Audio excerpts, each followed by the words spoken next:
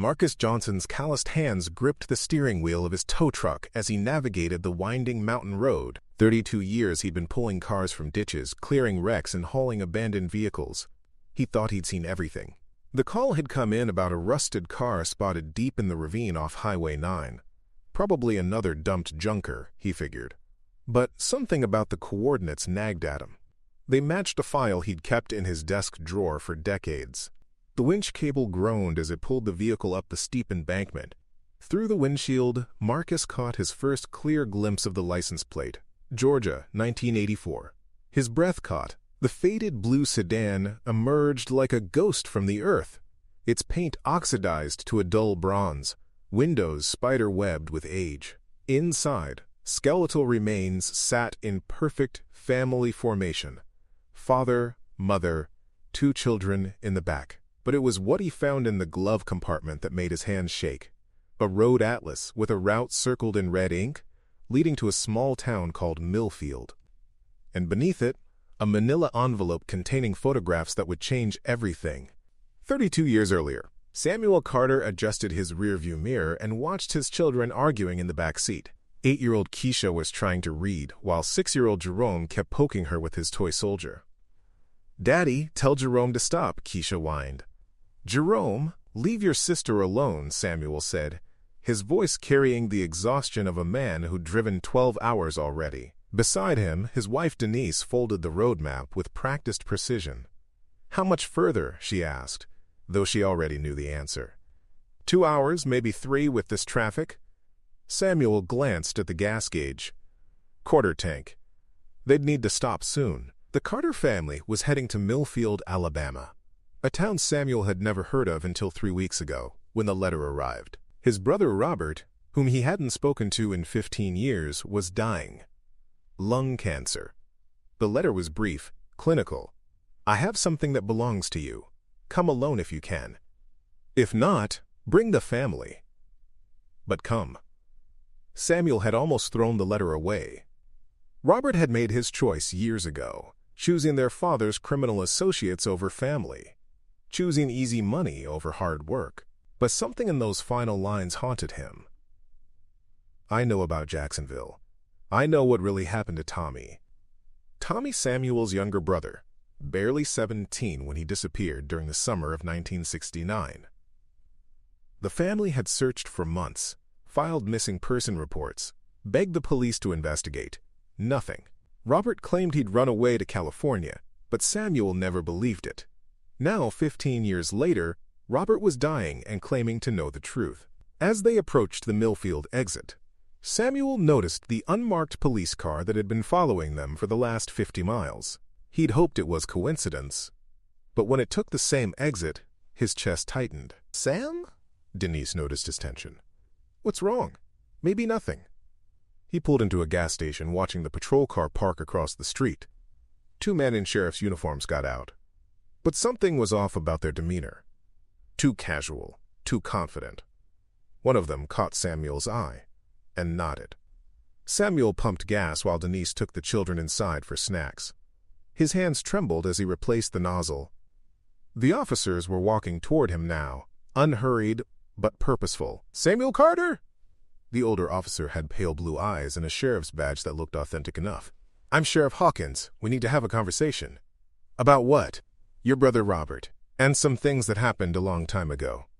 Inside the station, Denise was paying for chips and sodas when she heard raised voices from the parking lot. Through the window, she saw Samuel with his hands on the hood of their car while 2 officers searched the interior. Jerome tugged at her dress. "Mama, why are those men bothering Daddy?" Keisha pressed against the glass. "Are they police?" Denise's instinct screamed danger. She'd grown up in Mississippi during the 60s. She knew the difference between legitimate law enforcement and something else entirely. "Kids, we're going to walk to the bathroom. Quietly." But it was too late. The older officer had spotted them through the window and was walking toward the station entrance. Present day. Marcus sat in his truck, staring at the photographs spread across his dashboard. Black and white images, some color Polaroids, all showing the same thing. A young black teenager, maybe 17, lying motionless in what looked like a basement. Written on the back of one photo in faded ink. Tommy Carter, July 1969. His phone buzzed. Johnson's Towing. Marcus? It's Detective Reynolds. You find that car? Marcus had called the police as soon as he'd pulled the vehicle up. Standard procedure. But now, looking at these photographs, he wasn't sure who to trust. Yeah, I found it. Listen, Janet, I need to ask you something. You ever hear of a Sheriff Hawkins? Would have been working around here in the 80s. Silence on the other end. Then, where are you right now, Marcus? Why? Because Sheriff Hawkins was my uncle, and he was dirty as they come. The family doesn't talk about him much, but word was he was involved with some real bad people. Trafficking, money laundering, worse things. He died in 1987. But Marcus, if you found something connected to him, you need to be careful. Marcus looked at the skeletal remains in the car, then at the photographs. Janet, I think I found the Carter family. The Carters? Jesus, Marcus. That case has been cold for 30 years. The FBI investigated for years. Family of 4 just vanished on their way to Alabama. Never found a trace. Well, I'm looking at them right now, and I think I know why they were killed. Asterisk, 1984. The gas station. Sheriff Hawkins entered the convenience store with the casual confidence of a man who'd done this before. Behind the counter, the teenage clerk looked up from his magazine, started to say something, then apparently thought better of it. Afternoon, Hawkins said pleasantly. Those your kids? Denise pulled Jerome and Keisha closer. We're just passing through. I know you are. Your husband's outside having a conversation with my deputy about some family business. Nothing to worry about, just some questions about his brother Robert. Through the window, Denise could see Samuel still pressed against the car while the other officer continued searching. Too long for a routine traffic stop. Too thorough for anything legitimate. Robert asked your husband to come to Millfield, Hawkins continued. Dying man wants to clear his conscience. Admirable, really. Problem is, some consciences are better left dirty. Denise's mouth went dry. I don't know what you're talking about. Tommy Carter. Ring a bell? Samuel's little brother. Disappeared back in '69. Hawkins picked up a bag of peanuts, examined it casually. Robert was there that night. Matter of fact, Robert was the one who brought Tommy to us. The words hit Denise like physical blows. Us. Not me. Us. You see, Mrs. Carter, your brother-in-law got himself involved with some people who needed favors. Transportation, mostly. Moving things, and sometimes people, from one place to another. Tommy found out about it. Young man had a conscience. Wanted to go to the FBI. Robert couldn't let that happen. Keisha whispered, Mama, I'm scared. Hawkins smiled at her. Nothing to be scared of, sweetheart, just grown-up talk. He turned back to Denise. Robert's been carrying that guilt for 15 years. Now he's dying, wants to make amends. Thinks he can give us those photographs, tell the FBI about our operation, buy himself some peace before he meets his maker. What photographs? The ones we took that night. Insurance, you might call it. Robert was supposed to destroy them, but he kept copies. Smart man, your brother-in-law. Too smart. Outside, the search was ending. Samuel was being handcuffed. Here's what's going to happen, Hawkins said, his voice still pleasant. You're going to take your children to the bathroom. You're going to wait there for exactly 10 minutes. Then you're going to come out, get in your car with your husband, and drive to Millfield like you planned. You're going to see Robert, you're going to get those photographs, and you're going to give them to us.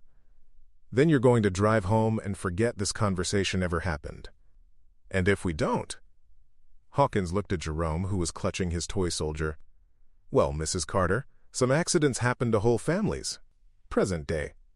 Marcus drove toward town, with the photograph secured in a manila envelope beside him. He'd called Detective Reynolds back and arranged to meet at the police station, but something was bothering him. If Sheriff Hawkins had been dirty, if there had been an organized trafficking operation, how many other people were involved? How many were still alive? His phone rang again. Unknown number. Marcus Johnson? Yeah? You found something you shouldn't have found. The voice was elderly, gravelly. Something that's been buried for good reason. Marcus pulled over. Who is this? Someone who's been watching that ravine for 32 years, waiting for someone to find that car. You called the police yet? I'm meeting with Detective Reynolds in an hour. Reynolds is clean. Her uncle wasn't, but she is. You can trust her. But Marcus, before you hand over those photographs, you need to understand what you're dealing with. The people who killed the Carters, they're not all dead. Some of them are still around, still have influence. Are you threatening me? A long pause. No, son, I'm trying to save your life. My name is William Carter. Tommy was my nephew. Samuel was my son. Marcus felt the world shift. You're alive? Barely. Been hiding in Canada for 32 years. I was supposed to meet Samuel and his family in Millfield. Robert had called me, told me he was ready to talk, ready to give up the photographs and testify. But when I got to his house, I found him already dead. Not from cancer, from a bullet. And the photographs were gone. But I have photographs here. Robert was smarter than they gave him credit for. He made multiple sets, hid them in different places. Gave one set to Samuel before he left Georgia. That's why they were killed. Not for what they knew, but for what they carried. *** 1984 Millfield. The Carter family arrived in Millfield just as the sun was setting. The town was smaller than they'd expected. Barely 1,000 people, the kind of place where everyone knew everyone else's business. Robert's house sat on the outskirts. A small ranch-style building with overgrown grass and newspapers piling up on the front porch. Samuel knocked. No answer. The door was unlocked. "Robert!" He pushed it open. "It's Samuel!" The smell hit them first. Something sweet and rotten. Denise covered Jerome's nose with her hand. "Sam, we should leave." But Samuel was already walking toward the back bedroom, following the smell. He found Robert in his bed, looking peaceful except for the small hole in his forehead. On the nightstand, a letter addressed to Samuel. "If you're reading this, they got to me before you arrived. The photographs are in the kitchen, taped under the drawer. Take them to the FBI in Atlanta. Agent Morrison knows about the operation. He's been investigating for months. Don't trust local law enforcement. Don't trust anyone in uniform. Tommy's murder was just the beginning. They've killed dozens of people over the years, all to protect their trafficking routes. I'm sorry, Samuel. I'm sorry for everything." Samuel found the photographs exactly where Robert had said they'd be. 23 black and white images, each one documenting a different crime. Tommy's murder, but also others missing persons cases that had never been solved. People who'd gotten too close to the truth. "We need to leave," Denise said from the doorway. "Right now." "I know." Samuel was stuffing the photographs into the manila envelope Robert had provided. "We'll drive to Atlanta tonight. Find Agent Morrison." But when they walked outside, Sheriff Hawkins was leaning against their car, with 2 other men Samuel didn't recognize. All 3 were armed. "Find what you were looking for?" Hawkins asked. Samuel put his arm around Denise, pulled his children closer. "Robert's dead." "Yeah, I know. Tragic loss. Cancer's a terrible thing." Hawkins smiled. "Of course, we both know it wasn't cancer that killed him, just like we both know you found those photographs he was hiding." "I don't know what you're talking about." "Samuel, please. Don't insult my intelligence. Robert called you 3 weeks ago, told you he was dying, told you he had something that belonged to you. He was talking about the truth about what happened to Tommy. And now you've got that truth in your hands." Keisha pressed against Samuel's leg. "Daddy, I want to go home." "We're going home, baby." But even as he said it, Samuel knew it wasn't true. They were never going home. "Here's the thing, Samuel," Hawkins continued. "Those photographs represent a lot of years of hard work, a lot of careful planning. A lot of people who've invested their lives, and their freedom, in keeping certain secrets buried.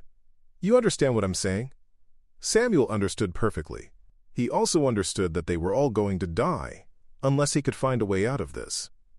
"What do you want?" The photographs. All of them. And your word that this conversation never happened. And if I give them to you, then you and your family drive back to Georgia, and you never speak of this again. You tell people Robert died of cancer. You attended his funeral. And that's the end of the story. Samuel looked at his children, then at his wife. Denise's eyes were telling him to do whatever it took to protect them. But Samuel thought about Tommy, about all the other people who died to protect these men's secrets. How many more would die if he handed over the evidence? I need to think about it. Hawkins nodded. Of course. Take all the time you need. We'll be right here. Present day. Marcus sat in the police station parking lot, the envelope of photographs on his passenger seat. Detective Reynolds was waiting inside, along with 2 FBI agents who'd driven down from Atlanta, but he couldn't shake the feeling that he was being watched. His phone buzzed with a text from an unknown number. Don't go in yet. Drive to the old courthouse. Come alone. Marcus looked around the parking lot. Nothing seemed out of place, but his instincts were screaming danger. He started the engine and drove toward the courthouse, an antebellum building that had been abandoned for years. William Carter was waiting on the courthouse steps, 80-something years old, stooped with age but with eyes that missed nothing. He looked exactly like Samuel would have looked if he'd lived to be an old man. You're taking a big risk meeting me, William said as Marcus approached. You're the one who wanted to meet. Because I've got information you need. That police station you just left? 3 of the officers inside were part of Hawkins' operation back in the 80s. They're still protecting the same interests. Marcus felt his stomach drop. Detective Reynolds? She's clean, like I said. But she doesn't know about the others. The trafficking operation never really shut down. It just evolved. Different faces, same business. And they've been waiting 32 years for those photographs to surface. William handed Marcus a thick folder. I've spent 3 decades investigating my son's murder. Robert wasn't the only one who kept evidence. I've got bank records, property deeds, communication intercepts. Everything needed to prove the operation is still active. Marcus opened the folder. Names, dates, financial transactions. A comprehensive map of corruption that stretched from local law enforcement to state government. Why haven't you come forward before now? Because I needed proof that would stick. One old man's testimony wouldn't be enough. But with those photographs you found, combined with what I've gathered, William smiled grimly. We can finally give Samuel and his family justice. A car pulled up behind them. Detective Reynolds alone. She followed you, William observed. Reynolds got out of her car slowly, hands visible. Mr. Johnson, we had an appointment. Change of plans, Marcus called back. Janet, I need to ask you something. How well do you know the other officers in your department? Well enough. Why? William stepped forward. Because some of them killed my son and his family 32 years ago, and they're still covering it up. Asterisk, 1984. The final confrontation. Samuel knew they were going to die. The realization came with surprising clarity as he sat in Robert's living room, watching Sheriff Hawkins and his men discuss their situation in quiet voices. The photographs were spread across the coffee table like playing cards, each one a death sentence for someone in law enforcement. Daddy, Keisha whispered, are we in trouble? No, baby. We're going to be fine. The lie came easily. Samuel had learned long ago that sometimes protecting someone you love meant lying to them. Denise caught his eye. In their 15 years of marriage, they'd developed a silent communication system. Her slight nod told him she understood the situation. Her hand on Jerome's shoulder told him she was ready to do whatever was necessary to protect their children. Samuel, Hawkins called from across the room. Decision time. Samuel stood up. I want to make a deal. I'm listening. The photographs for our lives. All of them. Every copy. Hawkins studied him carefully. You have more copies? Robert was paranoid. He made multiple sets, hid them in different places. I know where they are. It was a lie, but a convincing one. Samuel had learned the art of deception from years of navigating racist institutions that wanted to exclude his family from opportunities. Sometimes survival required creative truth-telling. Where? Atlanta. Safe deposit box. I'll need to go there personally. Biometric locks. Hawkins conferred with his men in whispers. Samuel caught fragments. Too risky. Loose ends. Permanent solution. Finally, Hawkins turned back. Here's what we're going to do. You're going to give us the photographs you have now. Then you're going to drive to Atlanta, get the other copies and bring them back here. Your family stays with us as insurance. No. The word came out stronger than Samuel had intended. My family comes with me, or no deal. Samuel, you're not in a position to negotiate. Actually, I am. Samuel pulled out his wallet, removed a business card. This morning, before we left Georgia, I called the FBI, told them about Robert's letter, about our trip to Alabama. Agent Morrison is expecting me to check in tonight. If I don't call, he's sending a team to Millfield. Another lie, but Hawkins couldn't know that. The sheriff's face hardened. You're bluffing. Call Morrison yourself. Atlanta field office. Ask him about the Carter investigation. Samuel was gambling everything on the possibility that the FBI really was investigating, that Agent Morrison really existed. If he was wrong, they were all dead. If he was right, they might have a chance. Hawkins made the call. Samuel watched his face change as someone apparently confirmed that yes, there was an Agent Morrison, and yes, there was an active investigation into historical crimes in Alabama. We have a problem, Hawkins told his men. But the problem wasn't what Samuel had hoped. Instead of backing down, Hawkins had decided that loose ends needed to be eliminated completely. Load them in the car, he ordered his deputies. We'll stage an accident on the mountain road. Family swerved to avoid a deer, went over the edge. Tragic, but these things happen. Samuel fought as they dragged his family toward their sedan, but 3 armed men were too much. Denise held the children close, whispering reassurances she didn't believe. As they were forced into the car, Samuel made one last desperate attempt. The FBI knows we're here. When we don't check in, the FBI will find a family that died in a tragic accident, Hawkins interrupted, and the investigation into historical crimes will quietly disappear. Amazing how often that happens when the wrong people ask the wrong questions. They positioned Samuel behind the wheel, though he was barely conscious from the beating. Denise was alert but in shock. The children were crying but trying to be brave for their parents. I'm sorry it came to this, Hawkins said through the window, and for a moment, he almost sounded sincere. But some secrets are too important to let out. The ravine, 1984 ***. The car rolled slowly at first, then gathered speed as it approached the edge of the mountain road. Samuel regained consciousness just as they went over, his last coherent thought being a desperate attempt to reach the brake pedal. The sedan tumbled down the steep ravine, crashing through trees and rocks before coming to rest against a massive boulder. The impact was devastating, but not immediately fatal. Samuel died within minutes, his injuries too severe to survive. But Denise lived for nearly an hour, using her remaining strength to comfort Keisha and Jerome, who were trapped but still alive in the back seat. In those final moments as darkness closed in around them, Denise whispered the words she wanted her children to remember. You are loved, you are brave, you matter. Jerome, only 6 years old, asked if they were going to see Jesus. Keisha, 8 and wise beyond her years, held her little brother's hand and told him that Daddy would be waiting for them. When the rescue teams finally arrived 3 days later, if they had arrived, they would have found a family that died together, protecting each other until the very end. But no rescue teams came. The accident was never reported.